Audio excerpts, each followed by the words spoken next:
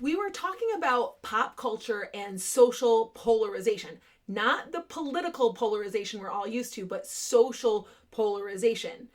And social polarization feeds the political polarization, which in turn, again, feeds the social polarization, and so on.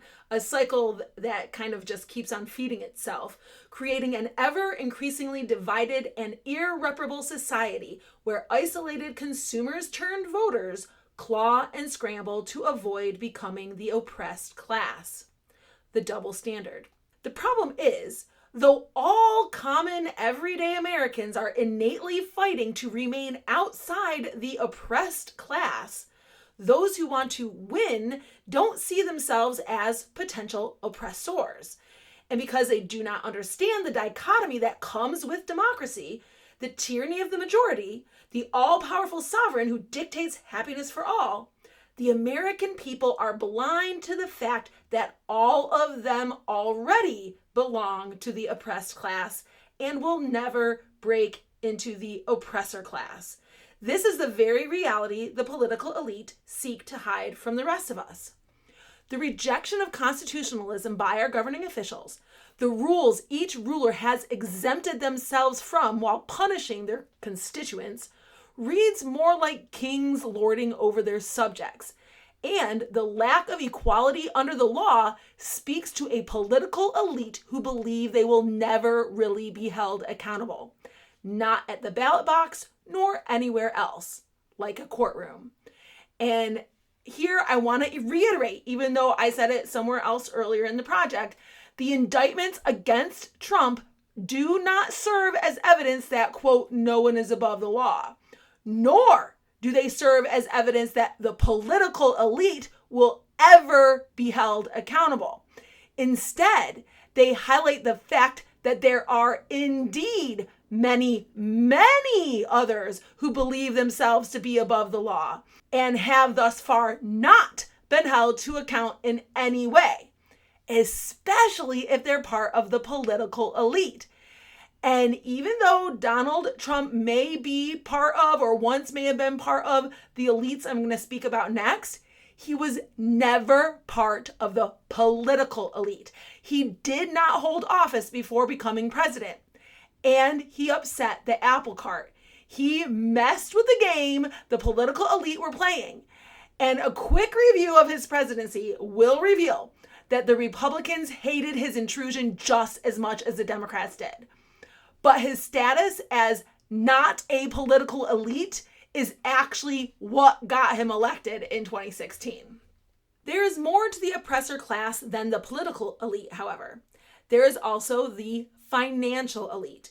Whether we are talking about the big box stores whose profits soared during the pandemic while small businesses were shuttered and their owners fined and arrested for trying to make a living, or the stock market financial elites who are creating investment tools like ESG scores in order to manipulate winners and losers in order to draw even more wealth out of the market, we become aware yet again not just of a double standard, but a division in class.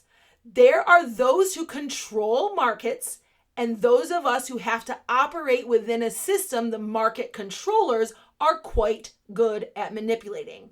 We peons are at the mercy of powers we cannot even begin to understand. Not to mention the unholy alliance between the financial and corporate elites and our political elites.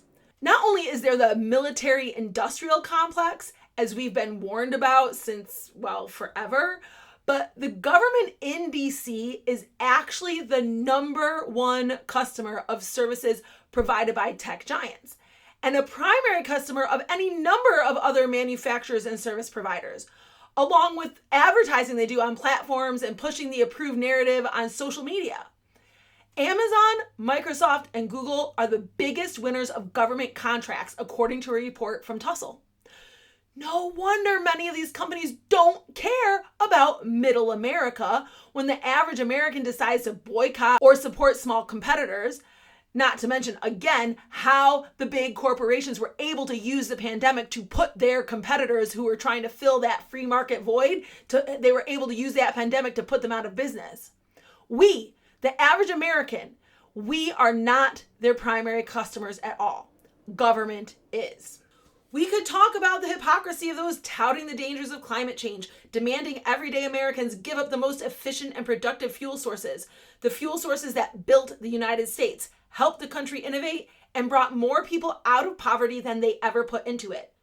And they're doing all this while flying in private jets and buying and building coastal mansions. Such a climate agenda seeks to do one thing: put more power and money into the hands of those who already have power and money, and reduce the power and financial security of not just the middle class, but those who have yet to benefit from fossil fuels at all, like developing countries in Africa. Then there are the multinational corporations who don't care that they are both financing terrorism and profiting from terrorism. There are universities churning out idealistic graduates who take extremist views, also paid for by enemies of the United States, and placing them into the boardrooms, the newsrooms, and the courtrooms with an express goal of transforming the American landscape. At this point, if you want to understand how this is done, I do want to encourage you to buy the book entitled Iran, An Imperialist Republic and U.S. Policy by Walid Phares. He does a very good job explaining all of this in the second half of the book. Hollywood preaches against the evils of middle America while profiting from entertaining those same people they claim to disdain. And we eat it up. The message in our heads is this: it isn't us. It isn't me. It is some other evil American. I am good. I want what is good for everyone. This division that is broadcast and portrayed in fiction and reality is caused by all those who are selfish and do not care about their fellow man. That is not me. That is my neighbor. And so the suspicion and hostility grow, and the community, emphasis on unity, shrinks. And Americans don't realize that by declaring their neighbor evil and themselves good, they are themselves the evil one. And everyone belonging to every party goes around believing the very same thing regardless of reality. Division ensured. Critical theory. Meanwhile, 2020 gave Americans ample opportunities to vilify their neighbors, not just in their heads, but connected to real events.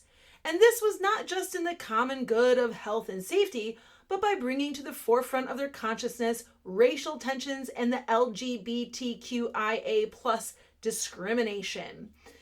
When we talk about the 2SLGBTQIA plus movement at home, my husband and I always shorten it to simply LGBT, derived from the original LGBT, lesbian, gay, bisexual, transsexual moniker to save time when discussing the group that just keeps growing and growing in description. I'm just saying, 2 syllables versus 8 or more syllables saves quite a bit of time when you're mentioning them over and over. Black Lives Matter protests and the conflict between rights for non-cisgendered individuals versus parental and women's rights climaxed during a very contentious presidential election that also threw Americans into one of 2 camps. The forced and false dichotomies abounded. By 2022, anyone who voted for Trump, questioned the 2020 election results, or was against abortion was portrayed by the President of the United States as attempting to destroy the Republic and as a threat to democracy equal to that of the World War II fascists. Parents in Florida who wanted to protect the innocence of their children through legislation, and the government officials who listened to that constituency and drafted and passed said legislation were all vilified as bigots and haters. Those contesting critical race theory as part of any equity, diversity, and inclusion initiatives in the workplace and or schools were labeled racist.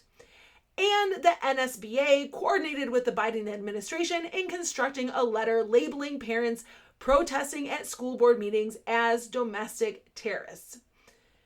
A short essay published concurrently with this tome, and that one's called Black and White, an essay on critical theory, freedom, and the pursuit of happiness, details how these conflicts in particular and critical theory in general feed the division within a country that literally has the term united in its moniker. But these movements are also not keeping their goals of erasing the history of this country and fundamentally transforming the society a secret. No, they're not keeping it a secret.